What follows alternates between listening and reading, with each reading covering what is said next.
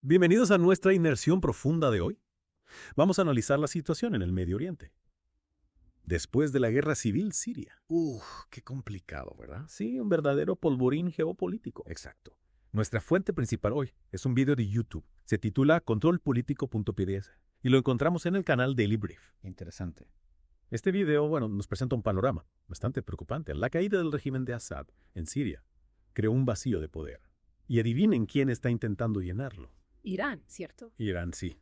Buscan establecer una fuerte presencia. Incluso quieren una base naval en el puerto de Tartus. Eso sí que cambiaría las cosas. Una base iraní en el Mediterráneo. Y claro, Israel no se queda de brazos cruzados. Han respondido, digamos que agresivamente, a las acciones de Irán. Incluso lanzaron un ataque con misiles contra un barco iraní, atracado en Tartus. Vaya, la cosa se pone seria. Sí, y en esta inmersión profunda vamos a analizar todo esto. El vacío de poder. Los intentos de Irán por llenarlo. La respuesta de Israel. Y las implicaciones para la región. Suena que tendremos mucha tela que cortar. Sin duda, hablaremos de buques de guerra destruidos, fábricas secretas de armas químicas, ataques nocturnos y la posibilidad de una guerra a gran escala. Escalofriante. Comencemos entonces. Pongamos todo en contexto. La guerra civil siria, como ya sabemos, dejó un vacío de poder y una región desestabilizada. Un terreno fértil para el caos, por desgracia. Irán vio una oportunidad para aumentar su influencia. Quieren establecer lo que algunos llaman el creciente chiita, un corredor desde el Golfo Pérsico hasta el Mediterráneo. Un corredor de poder que atravesaría toda la región. Exactamente. Y el puerto de Tartus, en Siria, es crucial para ese plan. Ahí está la clave. Tartus les daría una base naval estratégica, un punto de apoyo en el Mediterráneo. Y eso es algo que Israel no puede tolerar. Claro, lo ven como una amenaza directa a su seguridad nacional. Y a su dominio regional. Sin duda. Entonces, Irán envía un buque de guerra a Tartus. Esto, obviamente, encendió las alarmas en Israel.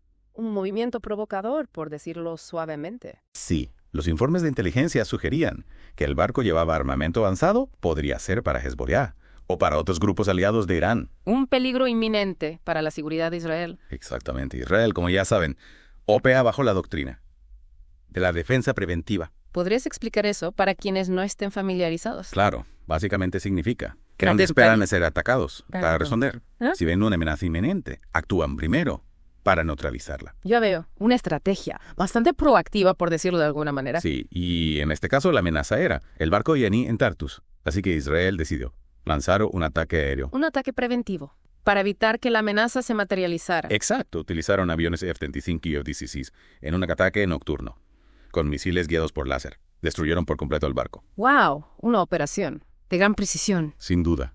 Y un mensaje claro. Para Irán, Israel no permitirá que establezcan una presencia militar permanente en Siria. Las tensiones deben estar por las nubes. Por supuesto, Irán ha prometido represalias. Y esto aumenta el riesgo de un conflicto a gran escala. Una situación muy peligrosa. Y en medio de todo esto, Estados Unidos también tiene sus intereses. Ven una oportunidad para contrarrestar la influencia rusa e iraní en la región. Estados Unidos, siempre buscando mantener su influencia global. Así es, y han decidido aumentar su presencia militar en Siria. Otro actor en este tablero geopolítico, cada vez más complejo. Exacto. Y Rusia, por supuesto, no está contenta con la intervención estadounidense. Las piezas se mueven. Y el futuro de la región Mm, está en juego. Sí, un panorama complejo sin duda. Y si seguimos analizando las estrategias de cada actor, profundicemos en la de Irán. Su objetivo principal es consolidar su influencia en la región. Y bueno, proyectarla hacia el Mediterráneo. Para lograrlo usan una combinación de herramientas. Apoyo a grupos aliados, como Hezbollah, despliegue de fuerzas militares en Siria, y una diplomacia activa, buscando fortalecer sus alianzas, con países como Rusia y China. Es curioso cómo Irán ha logrado tejer una red de alianzas y de apoyos en la región, a pesar del aislamiento internacional que han sufrido durante años. Cómo han logrado sortear las sanciones y las presiones de Occidente. En gran medida gracias a su capacidad de adaptación y a la diversificación de sus estrategias. Por un lado, han buscado fortalecer sus lazos con potencias emergentes, como China y Rusia, que ofrecen un contrapeso al poderío occidental. Y por otro lado, han desarrollado una industria militar propia y han fomentado la creación de milicias aliadas en países como Irak, Siria y Yemen. Esto les permite proyectar su poder militar, sin necesidad de desplegar grandes contingentes de tropas regulares. Es decir, que han sabido convertir sus debilidades en fortalezas, usando la asimetría a su favor. Pero, ¿cómo encaja Israel en todo esto? Hemos visto que su respuesta a la presencia iraní en Siria ha sido contundente. Pero, ¿cuál es su estrategia a largo plazo? Israel se encuentra en una posición delicada, sin duda. Por un lado, perciben la presencia iraní en Siria como una amenaza existencial, ya que podría servir como plataforma para ataques contra su territorio. Pero por otro lado, no pueden permitirse un conflicto a gran escala con Irán. Eso podría desestabilizar toda la región y arrastrar a otros actores internacionales. Entonces, ¿cuál es la estrategia de Israel para lidiar con esta amenaza? ¿Simplemente reaccionar a las acciones de Irán? ¿O hay algo más? Israel ha optado por una estrategia que combina la disuasión militar con la diplomacia y la presión internacional. En el ámbito militar han llevado a cabo numerosos ataques aéreos contra objetivos iraníes en Siria, con el objetivo de frenar el flujo de armas y la consolidación de la presencia militar iraní. Pero estos ataques, aunque sean efectivos a corto plazo, no podrían provocar una escalada del conflicto y generar un efecto contrario a que se busca. Es un riesgo que Israel asume, pero que intenta minimizar. Sus ataques son selectivos, se enfocan en objetivos militares, evitando, en la medida de lo posible, las bajas civiles.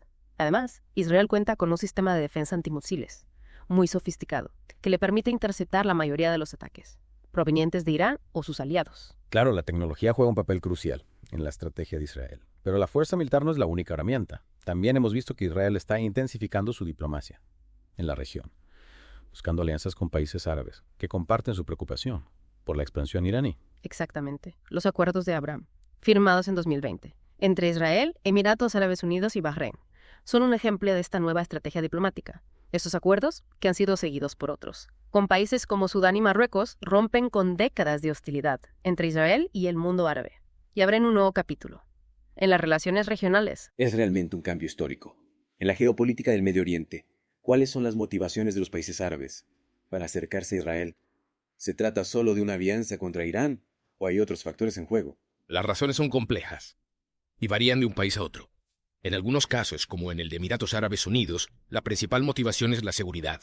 Perciben a Irán como una amenaza mayor que Israel y consideran que una alianza con este último les ofrece una mejor protección. En otros casos, como en el de Marruecos, la motivación es más económica. Buscan acceder a la tecnología y a la inversión israelí. Es decir, que hay una convergencia de intereses que ha permitido este acercamiento entre Israel y algunos países árabes. Pero, ¿cómo afecta esta nueva dinámica al conflicto palestino-israelí? Es una pregunta crucial. Algunos analistas creen que los acuerdos de Abraham podrían marginar aún más a los palestinos, ya que debilitan la unidad árabe en su apoyo a la causa palestina.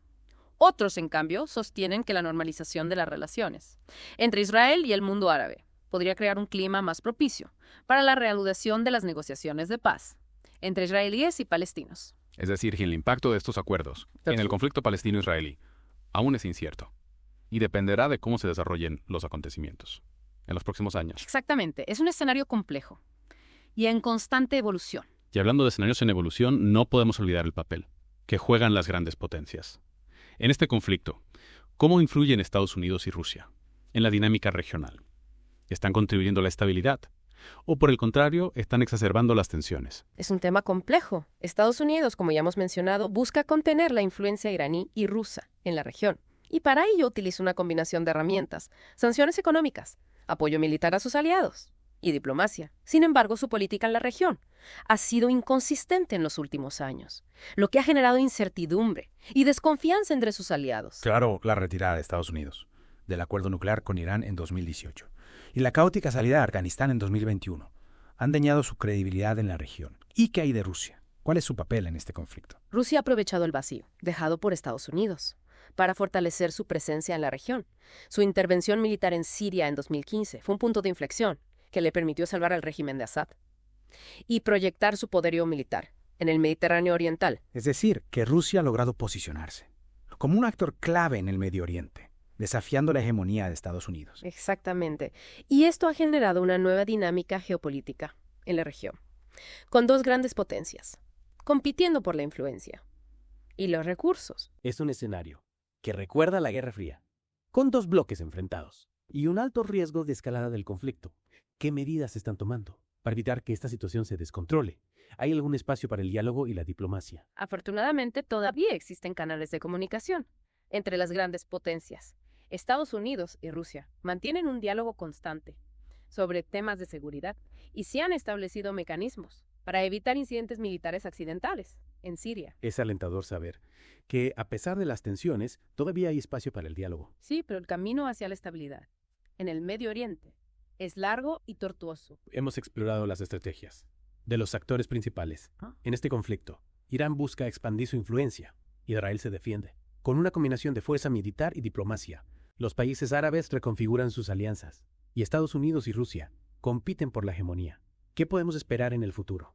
¿Hacia dónde se dirige esta región tan convulsa? Es difícil predecir el futuro, pero podemos identificar algunas tendencias que marcarán el devenir de los acontecimientos. En primer lugar, la rivalidad entre Estados Unidos y Rusia seguirá siendo un factor determinante en la dinámica regional.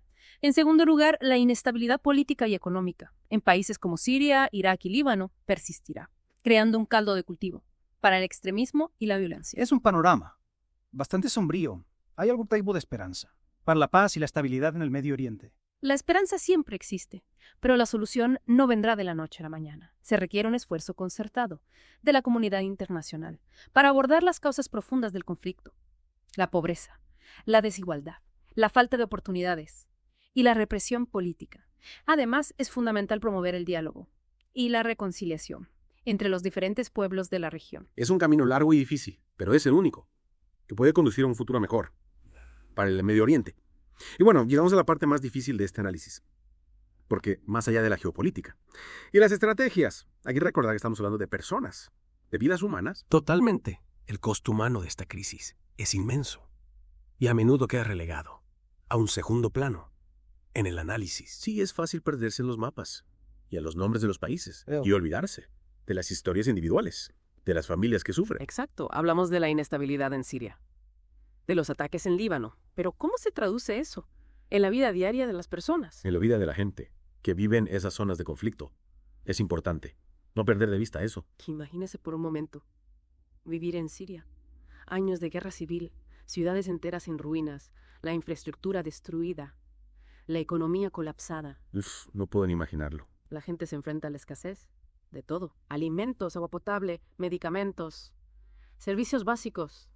Es una lucha diaria por la supervivencia. Y además, millones de refugiados sirios que han tenido que huir de sus hogares buscando seguridad en otros países. El éxodo sirio es una de las mayores crisis humanitarias de nuestro tiempo. Millones de personas desplazadas, familias separadas, un drama humano de proporciones inimaginables. Y este sufrimiento no se limita a Siria. Los países vecinos también se ven afectados. Líbano, Jordania reciben a miles de refugiados. Y eso supone una enorme presión para sus economías, para sus infraestructuras. Es un desafío enorme para estos países. Y a nivel global, el conflicto sirio ha contribuido al aumento de la xenofobia, al rechazo a los inmigrantes. Es una tragedia que alimenta discursos populistas y nacionalistas en todo el mundo. Sí, las guerras tienen consecuencias que van mucho más allá del campo de batalla. Y ante esta situación, ¿quién se está haciendo para ayudar? Para aliviar el sufrimiento. Hay muchas organizaciones trabajando sobre el terreno. Las Naciones Unidas, la Cruz Roja, numerosas OE. Su labor es crucial. Brindan asistencia humanitaria